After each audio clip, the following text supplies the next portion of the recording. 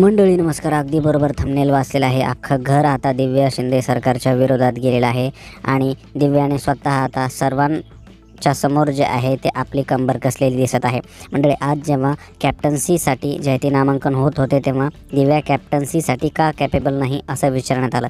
तेव्हा रुचिता आणि अनुश्रीने असं कारण दिलं की ती कॅपेबल नाही आहे, ती दोन्ही साईडचं ऐकून घेत नाही आणि ती जे आहे ती मतसुद्धा व्यवस्थित मांडत नाही. अशा गोष्टी बोलल्यानंतर जे आहे ते दिव्याने रागाने त्यांच्याकडे पाहिलं. मात्र मंडळी आपण कालपासून पाहतोय की अनुश्री आणि रुचिता जामदार ह्या फुटेजसाठी हापापलेल्या दिसत आहेत. काल अनुश्रीचं जे घाणेरडं बोललं होतं त्यावर अक्षरशः प्रेक्षक चिडलेले आहेत आणि शोमध्ये अशा घाण शिव्या देता का आणि एक मुलगी असून शिव्या देता का असं सुद्धा प्रेक्षक म्हणलेले आहेत. त्याच्यानंतर खुमावत यांना विचारण्यात आलं. खुमावतसुद्धा म्हणले की दिव्या जी आहे ती कॅप्टन्सीसाठी कॅपेबल नाही. त्याचं कारण म्हणजे दिव्या अनुभवाने कमी आहे.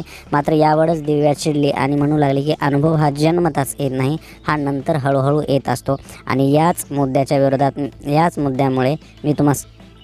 मुद्द्यामुळे मी तुमच्या सर्वांच्या विरोधात जात आहे. म्हणजे आता पाहण्यासारखं आहे की दिव्या जी बाहेर करते, दिव्याचं शिक्षण किंवा दिव्याची मेंटॅलिटी किंवा दिव्याची शार्पनेस दिमागाची शोमध्ये कामाला येणार आहे का आणि सर्वांच्या विरोधात जाऊन दिव्या कॅप्टन बनू शकते की या सगळ्या गोष्टी आता पाहण्यात हळूहळू इंटरेस्ट येत आहे.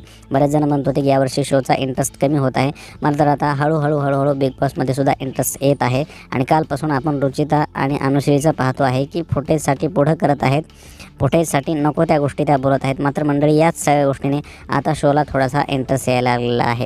कारण जितका शोमध्ये वाजणार तितकं शो बाहेर गाजणार, म्हणजे जितकंच लोक तोंड वाजवणार शोमधले तितकंच हा शो बाहेर गाजणार आहे. बाकी तुम्हाला बिग बॉस पाहायला आवडतोय का आणि यावर्षीचा शो कसा आवडतोय कमेंटमध्ये नक्की सांगा. नमस्कार.